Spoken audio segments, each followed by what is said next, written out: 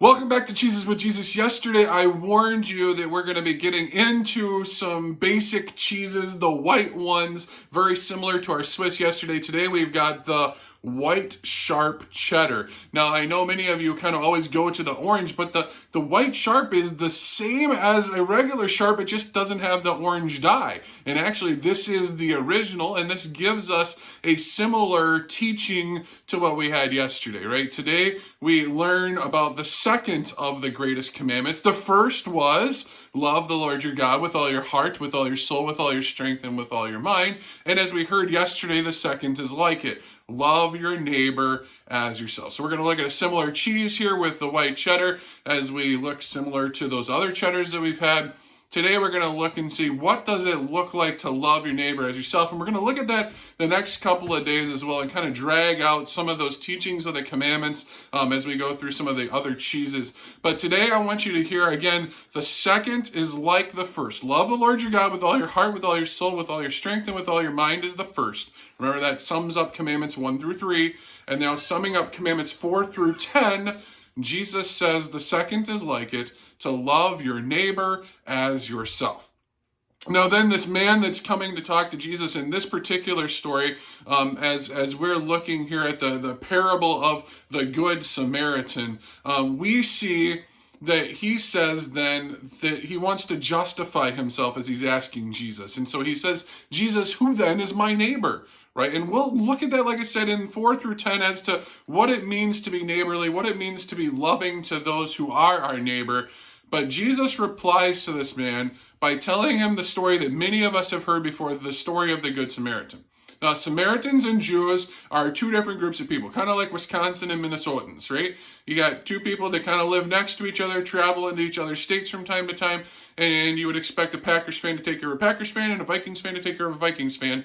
And so today we see a couple of the Jewish folk travel by this guy, and the other folk from the Samaritan side comes in and helps the guy out. And so we're going to take a look and see what that looks like.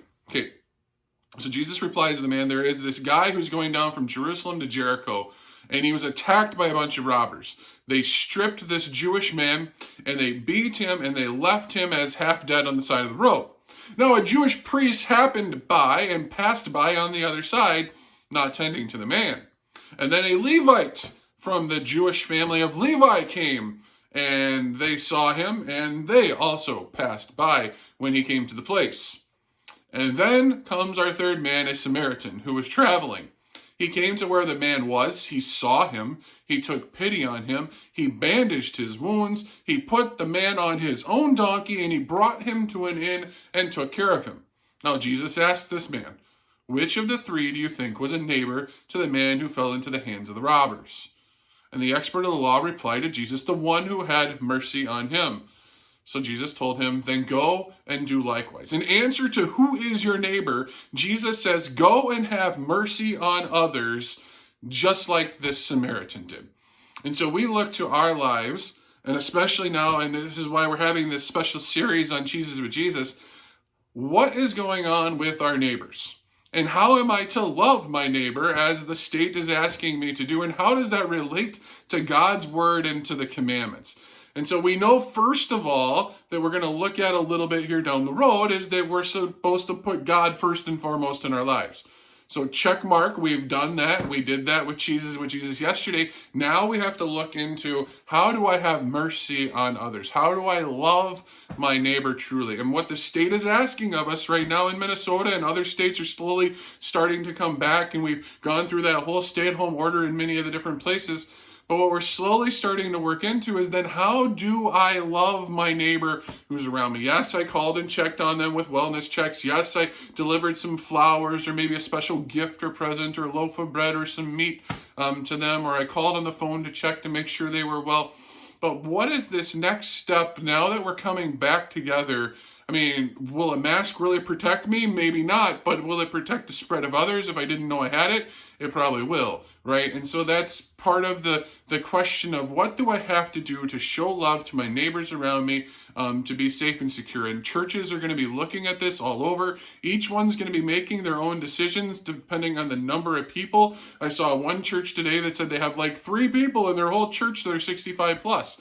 Other churches, a majority of the congregation is 65 plus. So each of us is going to have our differences as we're stepping back, as to how do we live this out? How do we show love to one another as we're coming back to the sanctuary, looking out for the health of those around us? So stay tuned as we're going to look more into this loving our neighbor as ourselves and what that looks like as we walk through the 10 Commandments.